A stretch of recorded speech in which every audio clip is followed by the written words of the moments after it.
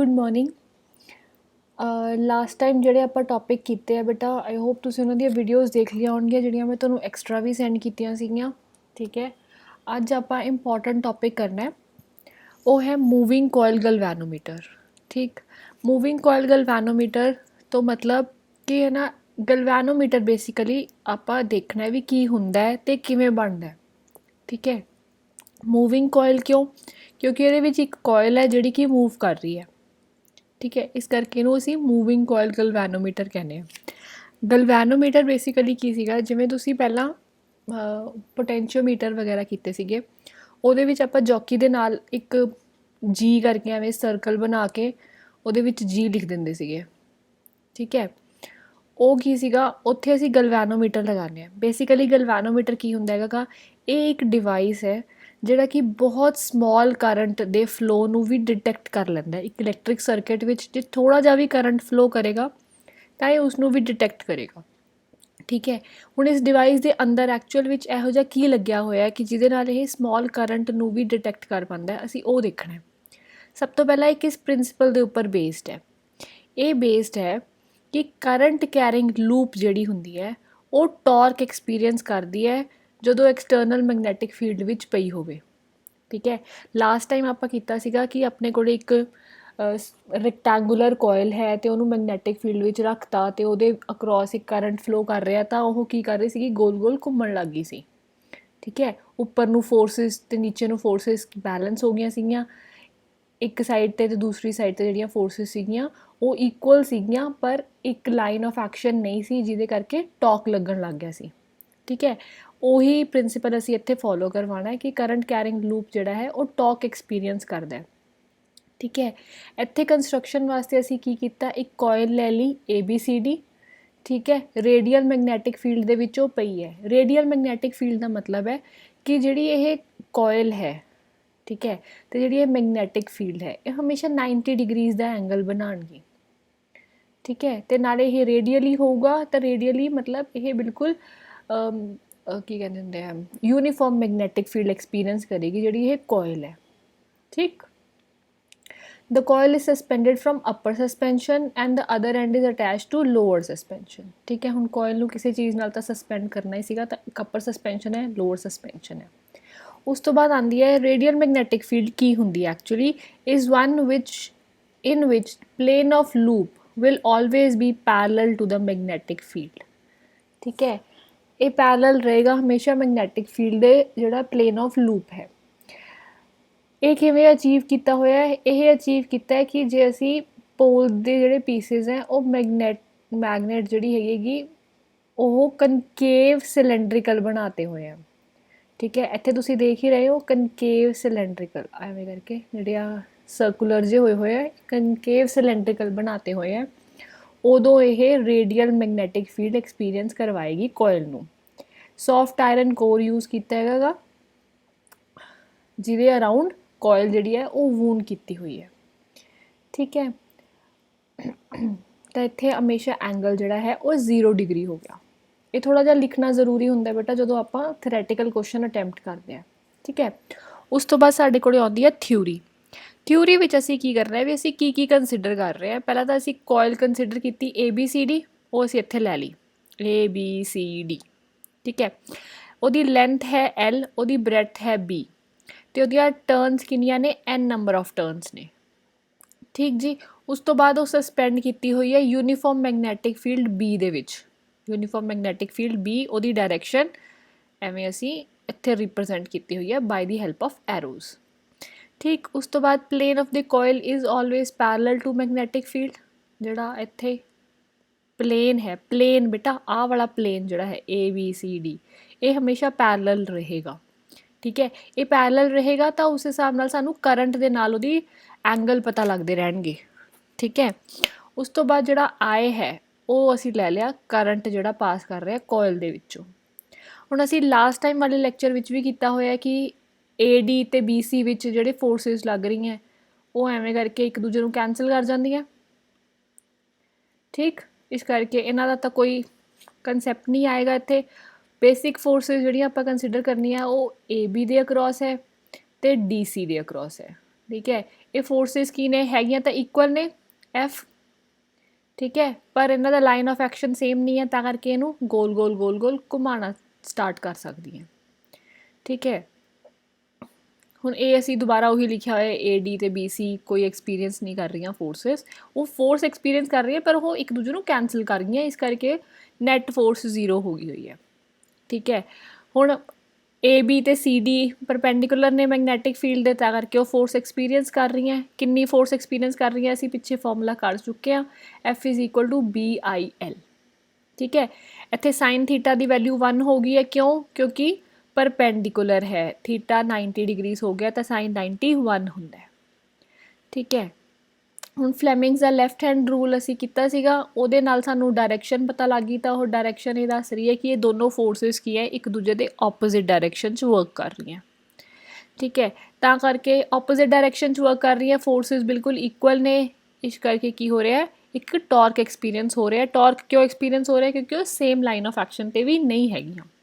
ਠੀਕ ਹੈ, ਨਹੀਂ ਤਾਂ ਉਹ ਇੱਕ ਦੂਜੇ ਨੂੰ ਕੈਂਸਲ ਹੀ ਕਰ ਜਾਂਦੀਆਂ। ਠੀਕ, ਹੁਣ ਜਿਹੜੀ ਇਹ ਡਿਫਲੈਕਸ਼ਨ ਹੈ ਜਾਂ ਫਿਰ ਜਿਹੜਾ ਇਹ ਟਾਰਕ ਹੈ, ਇਹਦਾ ਫਾਰਮੂਲਾ ਕੀ ਹੁੰਦਾ? Torque is perpendicular distance multiply by force, cross product ਹੁੰਦਾ। ਠੀਕ ਹੈ, ਇਹ ਯਾਦ ਰੱਖਣਾ ਕਿ ਇਹ ਕ੍ਰਾਸ ਪ੍ਰੋਡਕਟ ਹੁੰਦਾ ਟਾਰਕ ਵਿੱਚ। ਠੀਕ ਹੈ, ਤਾਂ ਅਸੀਂ ਦੋਨੋਂ ਵੈਲਿਊਜ਼ ਪੁੱਟ ਕਰ ਲਈਆਂ। ਪਰਪੈਂਡੀਕੂਲਰ ਡਿਸਟੈਂਸ ਤਾਂ ਇਹਦਾ ਬ੍ਰੈਥ ਹੋਏਗਾ।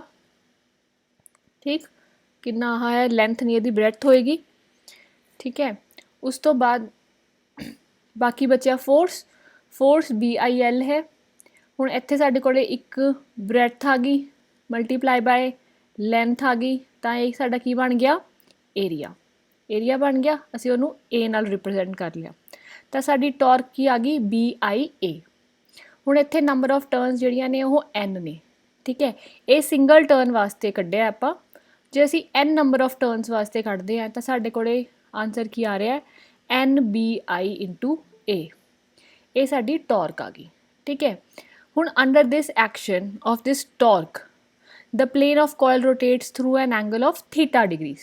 ਠੀਕ ਹੈ, ਹੁਣ ਇਸ ਟਾਰਕ ਦੇ ਕਰਕੇ ਕੀ ਹੋ ਰਿਹਾ ਹੈਗਾ, ਆਹ AB ਬਾਹਰ ਨੂੰ ਆ ਰਿਹਾ, DC ਅੰਦਰ ਨੂੰ ਜਾ ਰਿਹਾ, ਇਹਦੇ ਨਾਲ ਕੀ ਹੋਏਗਾ?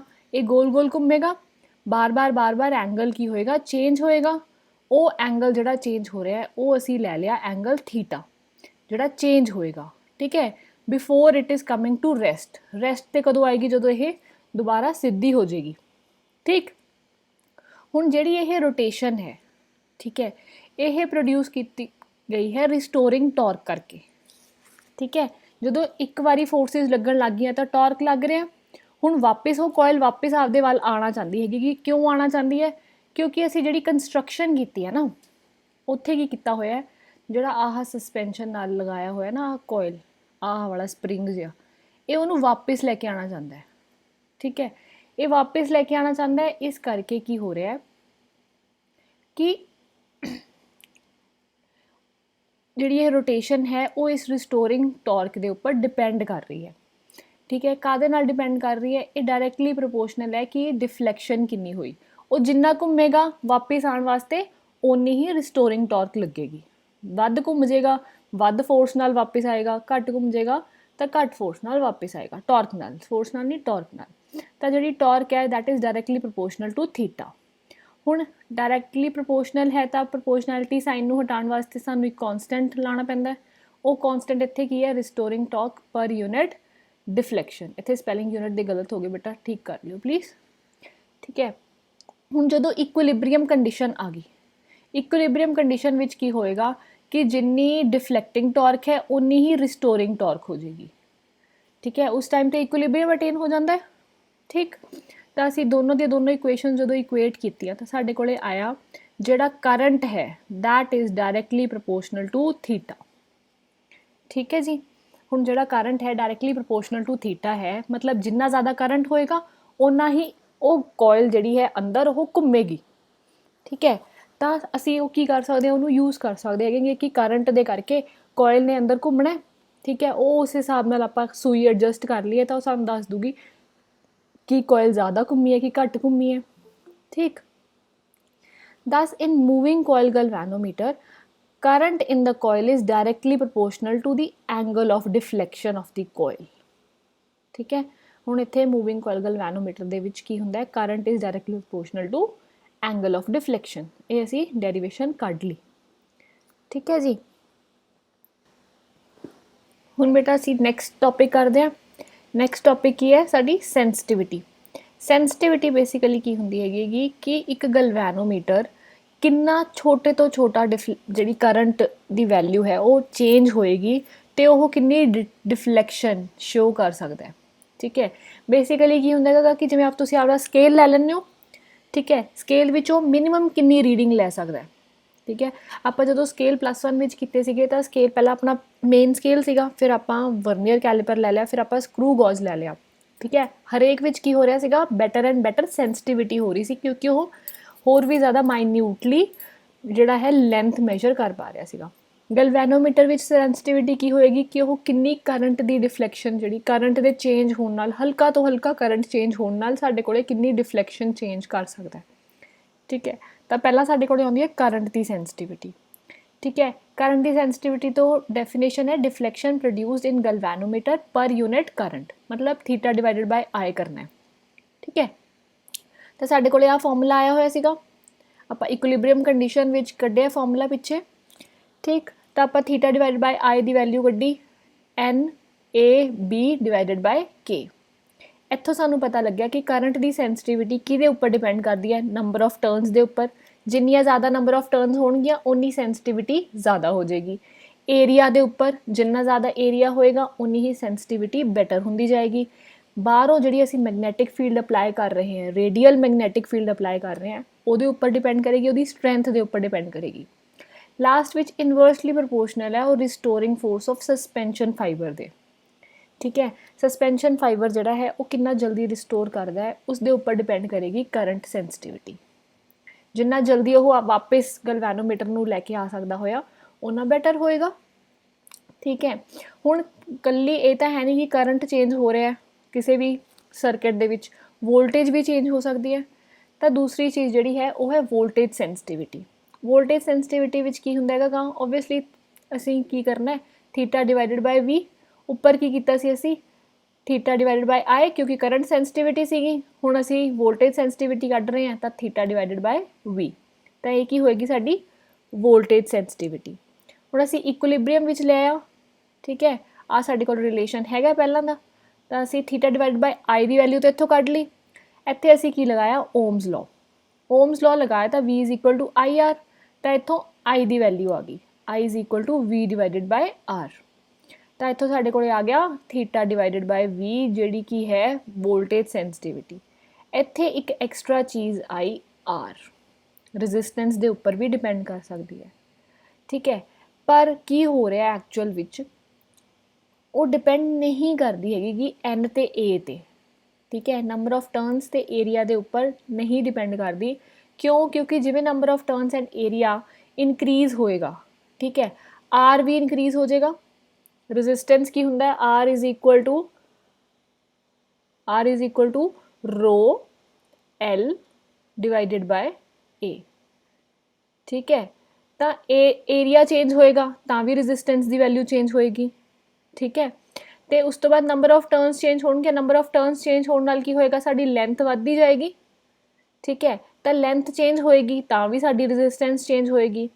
ਤਾਂ ਇਸ ਰਿਲੇਸ਼ਨ ਦੇ ਹਿਸਾਬ ਨਾਲ ਜਿਹੜਾ NA/R ਬਚਿਆ ਨਾ, ਇਹ ਇੱਕ ਦੂਜੇ ਨੂੰ ਐਕਚੁਅਲ ਵਿੱਚ ਕੈਂਸਲ ਆਊਟ ਕਰ ਜਾਂਦੇ ਹੈਗੇ ਕਿ ਇੱਕ ਚੀਜ਼ ਵੱਧ ਗਈ ਤਾਂ ਦੂਸਰੀ ਘਟ ਜਾਂਦੀ ਹੈ, ਦੂਸਰੀ ਘਟ ਗਈ ਤਾਂ ਹੈ ਨਾ, ਐਵੇਂ ਇੱਕ ਦੂਜੇ ਨੂੰ ਕੈਂਸਲ ਕਰ ਜਾਂਦੇ ਹੈਗੇ। ਤਾਂ ਕਰਕੇ ਜਿਹੜੀ ਵੋਲਟੇਜ ਸੈਂਸਿਟਿਵਿਟੀ ਹੈ ਉਹ ਇਹਨਾਂ 3 ਫੈਕਟਰਸ ਦੇ ਉੱਪਰ ਡਿਪੈਂਡ ਨਹੀਂ ਕਰਦੀ, ਪਰ ਉਹ ਕਿਸ ਦੇ ਉੱਪਰ ਡਿਪੈਂਡ ਕਰਦੀ ਹੈ, ਇੱਕ ਤਾਂ ਰਿਸਟੋਰਿੰਗ ਫੋਰਸ ਦੇ ਉੱਪਰ ਤੇ ਇੱਕ ਮੈਗਨੈਟਿਕ ਫੀਲਡ ਦੇ ਉੱਪਰ, ਠੀਕ। ਹਾਂਜੀ, ਨੈਕਸਟ ਸਾਡੇ ਕੋਲ ਆਉਂਦਾ ਕਨਵਰਜਨ ਆਫ ਗਲਵੈਨੋਮੀਟਰ ਇਨਟੂ ਐਮੀਟਰ। ਇਹ ਕਨਵਰਜਨ ਵਾਸਤੇ ਸਭ ਤੋਂ ਪਹਿਲਾਂ ਸਾਨੂੰ ਪਤਾ ਹੋਣਾ ਚਾਹੀਦਾ ਵੀ ਐਕਚੁਅਲ ਵਿੱਚ ਐਮੀਟਰ ਹੁੰਦਾ ਕੀ ਹੈ। ਐਮੀਟਰ ਉਹ ਡਿਵਾਈਸ ਹੈ ਜਿਹੜਾ ਕਿ ਕਰੰਟ ਨੂੰ ਮੈਜਰ ਕਰਦਾ, ਸਿਰਫ ਤੇ ਸਿਰਫ ਕਰੰਟ ਨੂੰ ਮੈਜਰ ਕਰਦਾ, ਠੀਕ ਹੈ। ਵੋਲਟਮੀਟਰ ਕੀ ਹੁੰਦਾ, ਜਿਹੜਾ ਵੋਲਟੇਜ ਨੂੰ ਮੈਜਰ ਕਰਦਾ, ਮਤਲਬ ਪੋਟੈਂਸ਼ੀਅਲ ਡਿਫਰੈਂਸ ਦੋ ਪੁਆਇੰਟਸ ਦੇ ਵਿੱਚ ਕਿੰਨਾ ਹੈ। ਐਮੀਟਰ ਕਿਸੇ ਸਰਕਟ ਦੇ ਵਿੱਚ ਕਿੰਨਾ ਕਰੰਟ ਪਾਸ ਹੋ ਰਿਹਾ ਉਸ ਨੂੰ ਮੈਜਰ ਕਰਦਾ, ਠੀਕ ਹੈ। ਇਹ ਦੋਨੋਂ ਚੀਜ਼ਾਂ ਇੱਕੋ ਹੀ ਚੀਜ਼ ਤੋਂ ਬਣਦੀ ਹੈਗੀ ਕਿ ਵਿਚ ਇਜ਼ ਗਲਵੈਨੋਮੀਟਰ, ਠੀਕ ਹੈ। ਅਸੀਂ ਹੁਣ ਪਹਿਲਾਂ ਐਮੀਟਰ ਬਣਾਉਣਾ ਹੈ ਗਲਵੈਨੋਮੀਟਰ ਤੋਂ, ਠੀਕ ਹੈ ਜੀ। ਹੁਣ ਇਹਦੇ ਵਾਸਤੇ ਸਾਨੂੰ ਕੀ ਕਰਨਾ ਪਏਗਾ ਕਿ ਅਸੀਂ ਪਹਿਲਾਂ ਇੱਕ ਗਲਵੈਨੋਮੀਟਰ ਲੈ ਲਿਆ, ਠੀਕ ਹੈ। ਗਲਵੈਨੋਮੀਟਰ ਵਿਚ is having very high sensitivity towards currents, ਠੀਕ ਹੈ। ਹੁਣ ਜੇ ਅਸੀਂ ਇਹ ਕਰੰਟ ਨੂੰ ਮੈਜ਼ਰ ਕਰਨਾ ਤਾਂ ਸਾਨੂੰ ਐਮਮੀਟਰ ਦੀ ਲੋੜ ਪਏਗੀ। ਅਸੀਂ ਐਮਮੀਟਰ ਗਲਵੈਨੋਮੀਟਰ ਵਿੱਚੋਂ ਬਣਾਉਣਾ ਹੈ। ਉਹਨੂੰ ਬਣਾਉਣ ਵਾਸਤੇ ਅਸੀਂ ਪਹਿਲਾਂ ਕੀ ਲਿਆ, IG ਲਿਆ, ਵਿਚ is the current for full scale deflection in galvanometer. ਇਹਦਾ ਕੀ ਮਤਲਬ ਹੈ ਕਿ ਇਹ ਉਹ ਕਰੰਟ ਹੈ ਜਿਹਦੇ ਨਾਲ ਗਲਵੈਨੋਮੀਟਰ ਪੂਰਾ ਘੁੰਮ ਜਾਂਦਾ ਹੈ, ਠੀਕ ਹੈ, ਆਪਦੀ ਫੁੱਲ ਡਿਫਲੈਕਸ਼ਨ ਸ਼ੋ ਕਰਦਾ ਹੈਗਾ ਗਾ। ਉਹ ਕਰੰਟ ਕਿੰਨਾ ਹੈ, IG, ਠੀਕ ਹੈ। ਕੈਪੀਟਲ G ਜਿਹੜਾ ਹੈ ਉਹ ਇਸ ਗਲਵੈਨੋਮੀਟਰ ਦਾ ਰੈਜ਼ਿਸਟੈਂਸ ਹੈ, ਠੀਕ ਹੈ। ਤੇ I ਜਿਹੜੀ ਹੈ ਉਹ ਅਸੀਂ ਰੇਂਜ ਲਈ ਹੈ ਐਮਮੀਟਰ ਨੂੰ ਫਾਰਮ ਕਰਵਾਉਣ ਵਾਸਤੇ, ਵੀ I ਤੱਕ ਜਿਹੜਾ ਇਹ ਐਮਮੀਟਰ ਹੈ ਉਹ ਆਪਦੀ ਮੈਜ਼ਰਮੈਂਟ ਦੇ ਸਕਦਾ ਹੈ, ਠੀਕ ਹੈ। ਜਿਵੇਂ 0 ਤੋਂ 10 ਤੱਕ ਦੇ ਸਕਦਾ ਹੈ ਕਿ 15 ਐਂਪੀਅਰ ਤੱਕ ਦੇ ਸਕਦਾ ਹੈ, ਉਹ I ਹੈ ਕਿ ਕਿੱਥੇ ਤੱਕ ਐਮਮੀਟਰ ਜਿਹੜਾ ਹੈ ਉਹ ਰੀਡਿੰਗ ਦੇ ਸਕਦਾ ਸਾਨੂੰ, ਠੀਕ ਹੈ। ਮੈਕਸੀਮਮ ਆ ਦੇਖ ਲਓ, ਵੀ ਬਾਈ ਦੀ ਰੇਂਜ ਵੀ ਮੀਨ ਮੈਕਸੀਮਮ ਕਰੰਟ ਜੋ ਇੱਕ ਇੰਸਟਰੂਮੈਂਟ ਮੈਜ਼ਰ ਕਰ ਸਕਦਾ, ਠੀਕ ਹੈ। 10 ਐਂਪੀਅਰ ਤੱਕ ਕਰ ਸਕਦਾ ਹੈ, 5 ਐਂਪੀਅਰ ਤੱਕ ਕਰ ਸਕਦਾ ਹੈ, 15 ਐਂਪੀਅਰ ਤੱਕ ਕਰ ਸਕਦਾ ਹੈ। ਹੁਣ ਇਸ ਨੂੰ ਬਣਾਉਣ ਵਾਸਤੇ, ਐਮਮੀਟਰ ਨੂੰ ਬਣਾਉਣ ਵਾਸਤੇ ਅਸੀਂ ਇੱਕ ਸਪੈਸ਼ਲ ਚੀਜ਼ ਲਈ ਹੈ ਵਿਚ ਇਜ਼ ਸ਼ੰਟ, ਠੀਕ ਹੈ। ਇਸ ਨੂੰ ਸ਼ੰਟ ਕਿਹਾ ਜਾਂਦਾ ਹੈ। ਇਹ ਹੁੰਦਾ ਕੀ ਹੈ, ਇੱਕ ਲੋ ਰੈਜ਼ਿਸਟੈਂਸ ਹੈ, ਠੀਕ ਹੈ, ਬਹੁਤ ਛੋਟਾ ਜਿਹਾ ਰੈਜ਼ਿਸਟੈਂਸ ਹੁੰਦਾ ਹੈਗਾ ਗਾ। ਇਸ ਨੂੰ ਅਸੀਂ ਪੈਰਲਲ ਵਿੱਚ ਕਨੈਕਟ ਕਰਨਾ ਹੈ ਗਲਵੈਨੋਮੀਟਰ ਦੇ, ਠੀਕ ਹੈ। ਉਸ ਪੈਰਲਲ ਵਿੱਚ ਕਿਉਂ ਕਨੈਕਟ ਕਰਨਾ ਉਹ ਵੀ ਤੁਹਾਨੂੰ ਦੱਸਾਂਗੀ। ਕੀ ਕੀਤਾ, ਸਾਡੇ ਕੋਲ ਆ ਗਲਵੈਨੋਮੀਟਰ ਹੈ ਡਾਇਗਰਾਮ 'ਚ, ਠੀਕ ਹੈ। ਆ ਸਾਡੇ ਕੋਲ ਗਲਵੈਨੋਮੀਟਰ ਹੈ ਤੇ ਅਸੀਂ ਇੱਕ ਸ਼ੰਟ ਜੇ ਕਿ ਬਹੁਤ ਛੋਟਾ ਰੈਜ਼ਿਸਟੈਂਸ ਹੈ ਉਹ ਇਸ ਦੇ ਪੈਰਲਲ ਵਿੱਚ ਕਨੈਕਟ ਕਰ ਲਿਆ, ਠੀਕ ਹੈ। ਹੁਣ ਜਿਹੜਾ ਇਹ ਦੋਨੋਂ ਚੀਜ਼ਾਂ ਨੂੰ ਮਿਲਾ ਕੇ ਸਾਡੇ ਕੋਲ ਕੀ ਬਣਿਆ, ਆ ਜਿਹੜਾ ਡਿਵਾਈਸ ਸਾਡੇ ਕੋਲ ਬਣ ਰਿਹਾ, ਦਿਸ ਇਜ਼ ਐਮਮੀਟਰ। ਆ ਗਲਵੈਨੋਮੀਟਰ ਤਾਂ ਹੈਗਾ ਹੀ ਹੈ ਜਿਹੜਾ ਆਪਾਂ ਉੱਪਰ ਬਣਾ ਚੁੱਕੇ ਹਾਂ, ਜਿਹਦੇ ਵਿੱਚ ਮੈਗਨੈਟਿਕ ਫੀਲਡ ਸੀਗੀ, ਰੇਡੀਅਲ ਮੈਗਨੈਟਿਕ ਫੀਲਡ ਲਾਈ ਹੋਈ ਹੈ ਤੇ ਉਹ ਲਾਇਆ ਹੋਇਆ ਸਸਪੈਂਸ਼ਨ ਵਗੈਰਾ ਲੱਗੀਆਂ ਹੋਈਆਂ, ਉਹ ਸਾਡੇ ਕੋਲ ਗਲਵੈਨੋਮੀਟਰ ਹੈਗਾ। ਇਹਦੇ ਪੈਰਲਲ ਵਿੱਚ ਅਸੀਂ ਕੀ ਲਗਾਤਾ, ਇੱਕ ਬਹੁਤ ਸਮੋਲ ਜਿਹਾ ਰੈਜ਼ਿਸਟੈਂਸ ਵਿਚ ਇਜ਼ ਸ਼ੰਟ, ਠੀਕ ਹੈ।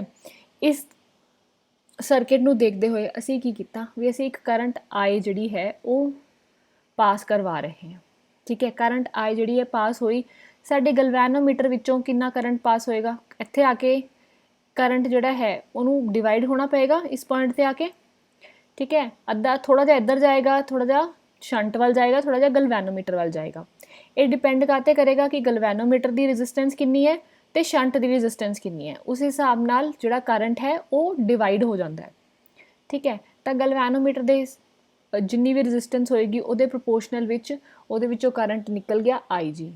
ਬਾਕੀ ਜਿਹੜਾ ਰਹਿੰਦਾ ਹੋਇਆ ਕਰੰਟ ਹੈ ਉਹ I ਮਾਈਨਸ IG ਉਹ ਸ਼ੰਟ ਵਿੱਚੋਂ ਨਿਕਲ ਗਿਆ, ਠੀਕ ਹੈ। ਹੁਣ ਆਹ ਦੋਨੋਂ ਪੁਆਇੰਟਸ ਦੇ ਵਿੱਚ, ਆਹ ਪੁਆਇੰਟ ਤੇ ਆਹ ਪੁਆਇੰਟ, ਇਹਨਾਂ ਦੋਨਾਂ ਦੇ ਵਿਚਕਾਰ ਕੀ ਹੈ, ਪੋਟੈਂਸ਼ੀਅਲ ਡਿਫਰੈਂਸ ਜਿਹੜਾ ਹੈ ਉਹ ਸੇਮ ਹੈ, ਠੀਕ ਹੈ। ਕਿਉਂਕਿ ਇਹ ਦੋਨੋਂ ਚੀਜ਼ਾਂ ਇੱਕ ਦੂਜੇ ਦੇ ਪੈਰਲਲ ਲੱਗੀਆਂ ਤਾਂ ਦੋਨੋਂ ਪੁਆਇੰਟਸ ਜਿਹੜੇ ਉਹਦੇ ਐਂਡ ਪੁਆਇੰਟਸ ਹੋਣਗੇ ਉਹਨਾਂ ਵਿੱਚ ਪੋਟੈਂਸ਼ੀਅਲ ਡਿਫਰੈਂਸ ਸੇਮ ਹੋਏਗਾ, ਤਾਂ ਅਸੀਂ ਉਹਦਾ ਰਿਲੇਸ਼ਨ ਲਿਖ ਲਿਆ।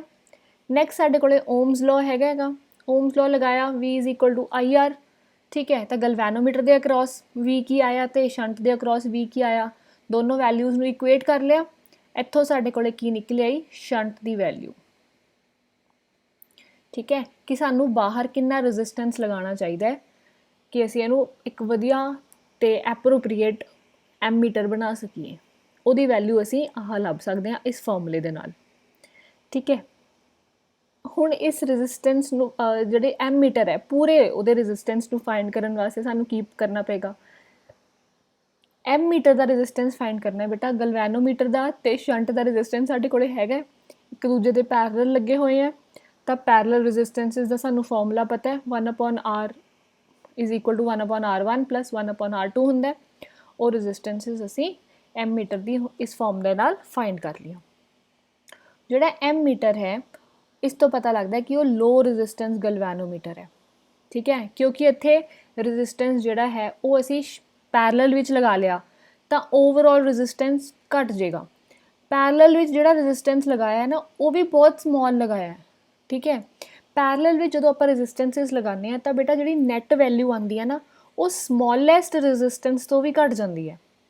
ਤੁਸੀਂ ਜਦੋਂ ਉਹ ਨੂਮੈਰੀਕਲ ਸੋਲਵ ਕੀਤੇ ਹੋਣਗੇ ਤਾਂ ਤੁਸੀਂ ਦੇਖਿਓ ਕਿ ਜਿਹੜੀ ਪੈਰਲਲ ਵਾਲੀ ਰੈਜ਼ਿਸਟੈਂਸ ਨੈਟ ਰੈਜ਼ਿਸਟੈਂਸਿਸ ਆਉਂਦੀਆਂ ਨਾ ਜਦੋਂ ਪੈਰਲਲ ਵਿੱਚ ਆਪਾਂ ਕਿਸੇ ਵੀ ਸਰਕਿਟ ਨੂੰ ਕਨੈਕਟ ਕਰਦੇ ਹਾਂ ਤਾਂ ਉਹ ਜਿਹੜੀ ਮਿਨੀਮਮ ਰੈਜ਼ਿਸਟੈਂਸ ਦੀ ਵੈਲਿਊ ਹੁੰਦੀ ਹੈ ਉਹ ਤੋਂ ਵੀ ਘੱਟ ਜਾਂਦੀ ਹੈ।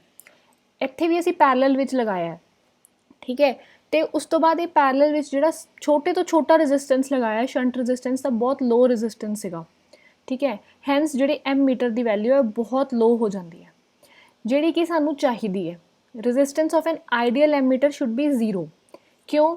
ਕਿਉਂਕਿ ਬੇਟਾ ਜਿਹੜਾ ਸਾਡਾ ਐਮ ਮੀਟਰ ਹੁੰਦਾ ਨਾ, ਅਸੀਂ ਐਮ ਮੀਟਰ ਨੂੰ ਕਦੋਂ ਲਗਾਉਂਦੇ ਹਾਂ? ਅਸੀਂ ਕਰੰਟ ਮੈਜਰ ਕਰਨ ਵਾਸਤੇ ਲਗਾਉਂਦੇ ਹਾਂ ਇੱਕ ਸਰਕਿਟ ਦੇ ਵਿੱਚ, ਠੀਕ ਹੈ। ਸਰਕਿਟ ਦੇ ਵਿੱਚ ਜਦੋਂ ਆਪਾਂ ਕਰੰਟ ਮੈਜਰ ਕਰਨ ਵਾਸਤੇ ਐਮ ਮੀਟਰ ਨੂੰ ਲਗਾਉਂਦੇ ਹਾਂ ਤਾਂ ਹਮੇਸ਼ਾ ਉਹਨੂੰ ਸੀਰੀਜ਼ ਵਿੱਚ ਲਗਾਉਂਦੇ ਹਾਂ।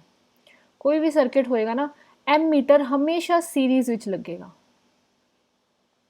ਠੀਕ ਹੈ। ਐਵੇਂ ਕਰਕੇ ਜੇ ਆਪਣੇ ਕੋਲੇ ਕੋਈ ਸਰਕਿਟ ਹੈ ਨਾ, ਸਾਡੇ ਕੋਲ ਇੱਕ ਸਰਕਿਟ ਆ ਗਿਆ, ਠੀਕ ਹੈ, ਤਾਂ ਐਮ ਮੀਟਰ ਜਿਹੜਾ ਹੈ ਉਹ ਹਮੇਸ਼ਾ ਸੀਰੀਜ਼ ਵਿੱਚ ਲੱਗੇਗਾ।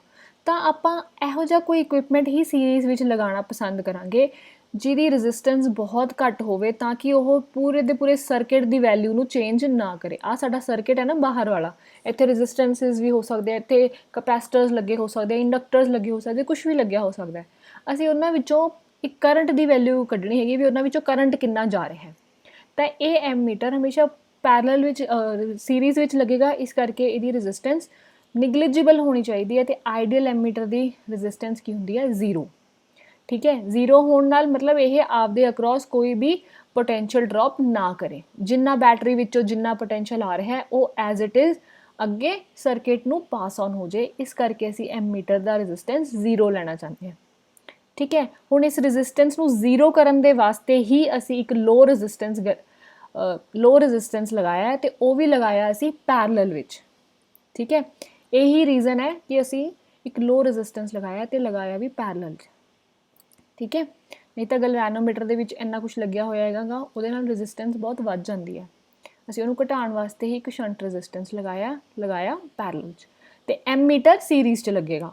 ਗਲਵੈਨੋਮੀਟਰ ਦੇ ਨਾਲ ਅਸੀਂ ਇੱਕ ਰੈਜ਼ਿਸਟੈਂਸ ਪੈਰਲਲ ਵਿੱਚ ਲਗਾਵਾਂਗੇ, ਇਹ ਬਣੇਗਾ ਕੀ? M metre. ਜਿਹੜਾ ਇਹ ਪੂਰਾ ਇਕੁਇਪਮੈਂਟ ਬਣਿਆ ਉਹਨੂੰ ਅਸੀਂ ਕਿੱਥੇ ਲਗਾਉਣਾ ਹੈ? ਸੀਰੀਜ਼ ਵਿੱਚ, ਠੀਕ ਹੈ। ਤਾਂ ਨੈਕਸਟ ਟੌਪਿਕ ਸਾਡੇ ਕੋਲੇ ਆ ਰਿਹਾ ਕਨਵਰਜਨ ਆਫ ਗਲਵੈਨੋਮੀਟਰ ਇਨਟੂ ਵੋਲਟਮੀਟਰ। ਤਾਂ ਇਹਦੇ ਵਿੱਚ ਕੀ ਹੋ ਰਿਹਾ? ਅਸੀਂ ਵੋਲਟਮੀਟਰ ਵਿੱਚ ਕਨਵਰਟ ਕਰ ਰਹੇ ਹਾਂ ਗਲਵੈਨੋਮੀਟਰ ਨੂੰ, ਠੀਕ ਹੈ। ਵੋਲਟਮੀਟਰ ਐਕਚੁਅਲ 'ਚ ਕੀ ਹੁੰਦਾ ਹੈ? ਜਿਹੜਾ ਪੋਟੈਂਸ਼ੀਅਲ ਡਿਫਰੈਂਸ ਕਿਸੇ ਵੀ ਸਰਕਿਟ ਦੇ ਅਕਰੋਸ ਹੈ ਨਾ, ਕਿਸੇ ਵੀ ਕੰਪੋਨੈਂਟ ਦੇ ਅਕਰੋਸ ਪੋਟੈਂਸ਼ੀਅਲ ਡਿਫਰੈਂਸ ਕਿੰਨਾ ਹੋ ਰਿਹਾ ਅਸੀਂ ਉਹ ਫਾਈਂਡ ਕਰਨਾ, ਠੀਕ ਹੈ। ਇਹਦੇ ਵਾਸਤੇ ਅਸੀਂ ਕੀ ਕਰਾਂਗੇ ਕਿ ਅਸੀਂ ਸਭ ਤੋਂ ਪਹਿਲਾਂ ਤਾਂ ਬੇਟਾ ਹਮੇਸ਼ਾ ਜਦੋਂ ਤੁਸੀਂ ਇਹ ਕੁਐਸਚਨ ਅਟੈਂਪਟ ਕਰਨਾ ਹੈ ਤਾਂ ਪਹਿਲਾਂ ਤੁਸੀਂ ਦੱਸਣਾ ਹੈ ਕਿ ਗਲਵੈਨੋਮੀਟਰ ਐਕਚੁਅਲ 'ਚ ਕੀ ਹੁੰਦਾ, ਠੀਕ ਹੈ। ਗਲਵੈਨੋਮੀਟਰ ਕੀ ਹੈ? ਸੈਂਸਿਟਿਵ ਇੰਸਟਰੂਮੈਂਟ ਹੈ ਜਿਹੜਾ ਕਿ ਡਿਫਲੈਕਸ਼ਨ ਸ਼ੋ ਕਰਦਾ ਹੈ by a very small amount of current. ਜਦੋਂ ਉਸ ਇੰਸਟਰੂਮੈਂਟ ਵਿੱਚੋਂ ਫਲੋ ਕਰਦਾ ਤਾਂ ਉੱਥੇ ਡਿਫਲੈਕਸ਼ਨ ਆਉਂਦੀ ਹੈ, ਠੀਕ ਹੈ। ਹੁਣ ਅਸੀਂ ਇਹਦੇ ਵਾਸਤੇ ਕੀ ਮੈਜਰ, ਅਸੀਂ ਪੋਟੈਂਸ਼ੀਓਮੀਟਰ ਵਿੱਚ ਵੋਲਟਮੀਟਰ ਵਿੱਚ ਕਨਵਰਟ ਕਰਨ ਵਾਸਤੇ ਕੀ ਕਰਾਂਗੇ? ਪਹਿਲਾਂ ਅਸੀਂ ਡਿਫਾਈਨ ਕਰਾਂਗੇ ਕਿ ਪੋਟੈਂਸ਼ੀਅਲ ਡਿਫਰੈਂਸ ਇਸ ਦੇ ਅਕਰੋਸ ਜਿਹੜੀ ਹੋਏਗੀ ਉਹ ਬਹੁਤ ਘੱਟ ਹੈ, ਠੀਕ ਹੈ। IG ਕਰੰਟ ਹੀ ਪਾਸ ਕਰਦਾ ਇਹ ਚੋਂ, ਤੇ ਗਲਵੈਨੋਮੀਟਰ ਦੀ ਰੈਜ਼ਿਸਟੈਂਸ G ਹੁੰਦੀ ਹੈ। ਇਹ ਉਹਦੀ ਮੈਕਸਿਮਮ ਪੋਟੈਂਸ਼ੀਅਲ ਡਿਫਰੈਂਸ ਹੈ ਜਿਹੜਾ ਕਿ ਉਹ ਮੈਜਰ ਕਰ ਸਕਦਾ ਹੈ, ਠੀਕ। ਹੁਣ ਜਿਹੜਾ ਇਹ ਪੋਟੈਂਸ਼ੀਅਲ ਡਿਫਰੈਂਸ ਨੂੰ ਮੈਜਰ ਕਰਨ ਵਾਸਤੇ ਡਿਵਾਈਸ ਆਪਾਂ ਬਣਾਉਣਾ ਹੈ, ਇਹ ਇਸ ਦੀ ਰੈਜ਼ਿਸਟੈਂਸ ਬਹੁਤ ਹਾਈ ਹੋਣੀ ਚਾਹੀਦੀ ਹੈ। ਕਿਉਂ? ਤਾਂ ਕਿ ਇਹ ਮਿਨੀਮਮ ਕਰੰਟ ਜਿਹੜਾ ਹੈ ਉਹ ਆਪਦੇ ਵੱਲ ਨੂੰ ਡਰॉ ਕਰੇ, ਠੀਕ ਹੈ। ਤਾਂ ਕਿ ਪੋਟੈਂਸ਼ੀਅਲ ਡਿਫਰੈਂਸ ਜਿਹੜਾ ਬਾਕੀ ਉਸ ਕੰਪੋਨੈਂਟ ਦੇ ਅਕਰੋਸ ਹੈ, ਜਿਹਦੇ ਵੀ ਅਕਰੋਸ ਆਪਾਂ ਪੋਟੈਂਸ਼ੀਅਲ ਡਿਫਰੈਂਸ ਫਾਈਂਡ ਕਰਨਾ ਚਾਹੁੰਦੇ ਹਾਂ, ਉਹਦੇ ਅਕਰੋਸ ਫਾਈਂਡ ਰਵੇ, ਮਤਲਬ ਉਹਦੇ ਕੋਲ ਹੀ ਰਵੇ ਮੈਕਸਿਮਮ ਪੋਟੈਂਸ਼ੀਅਲ ਡਿਫਰੈਂਸ, ਸਾਰਾ ਦਾ ਸਾਰਾ ਗਲਵੈਨੋਮੀਟਰ ਕੋਲ ਨਾ ਆ ਜਾਵੇ, ਠੀਕ ਹੈ। ਹੁਣ ਉਹ ਬਣਾਉਣ ਵਾਸਤੇ ਅਸੀਂ ਕੀ ਕਰਾਂਗੇ? ਬਹੁਤ ਹਾਈ ਰੈਜ਼ਿਸਟੈਂਸ ਲਵਾਂਗੇ ਤੇ ਉਹਨੂੰ ਗਲਵੈਨੋਮੀਟਰ ਦੀ ਸੀਰੀਜ਼ ਵਿੱਚ ਲਗਾਵਾਂਗੇ, ਠੀਕ ਹੈ। ਜਦੋਂ ਅਸੀਂ ਐਮ ਮੀਟਰ ਬਣਾਇਆ ਉਦੋਂ ਅਸੀਂ ਪੈਰਲਲ 'ਚ ਲਗਾਇਆ ਇੱਕ ਰੈਜ਼ਿਸਟੈਂਸ, ਤੇ ਰੈਜ਼ਿਸਟੈਂਸ ਦੀ ਵੈਲਿਊ ਬਹੁਤ ਲੋ ਲਈ। ਇੱਥੇ ਅਸੀਂ ਵੋਲਟਮੀਟਰ ਬਣਾ ਰਹੇ ਹਾਂ ਤਾਂ ਅਸੀਂ ਰੈਜ਼ਿਸਟੈਂਸ ਦੀ ਵੈਲਿਊ ਬਹੁਤ ਹਾਈ ਲੈ ਰਹੇ ਹਾਂ ਤੇ ਉਹਨੂੰ ਸੀਰੀਜ਼ ਵਿੱਚ ਲਗਾ ਰਹੇ ਹਾਂ ਗਲਵੈਨੋਮੀਟਰ ਦੇ, ਠੀਕ ਹੈ। ਹੁਣ ਇਸ ਕੇਸ ਵਿੱਚ ਅਸੀਂ ਲੈ ਰਹੇ ਹੈਗੇ ਕਿ IG ਉਹੀ ਕਰੰਟ ਫਲੋ ਜਿਹੜਾ ਕਰ ਰਿਹਾ ਗਲਵੈਨੋਮੀਟਰ ਵਿੱਚੋਂ, capital G resistance of galvanometer ਹੈ, R ਲੈ ਲਿਆ ਇੱਥੇ ਹਾਈ ਰੈਜ਼ਿਸਟੈਂਸ ਜਿਹੜਾ ਸੀਰੀਜ਼ ਵਿੱਚ ਕਨੈਕਟ ਹੋਏਗਾ, ਤੇ V ਲੈ ਲਿਆ ਕਿ ਜਿਹੜੀ ਆਪਾਂ ਡਿਜ਼ਾਇਰਡ ਵੋਲਟੇਜ ਰੇਂਜ ਹੈ, ਉੱਥੇ ਆਪਾਂ I ਲਈ ਸੀਗੀ ਕਿਉਂਕਿ ਅਸੀਂ ਕਰੰਟ ਮੈਜਰ ਕਰਨਾ ਸੀ, ਠੀਕ। ਇਸ ਤਰੀਕੇ ਨਾਲ ਅਸੀਂ ਕੀ ਕੀਤਾ? ਗਲਵੈਨੋਮੀਟਰ ਲਗਾ ਲਿਆ ਤੇ ਰੈਜ਼ਿਸਟੈਂਸ ਲਗਾ ਲਿਆ, ਤੇ ਆਹ ਸਾਰਾ ਦਾ ਸਾਰਾ ਕੰਪੋਨੈਂਟ ਕੀ ਬਣ ਗਿਆ? ਸਾਡਾ ਵੋਲਟਮੀਟਰ, ਠੀਕ ਹੈ।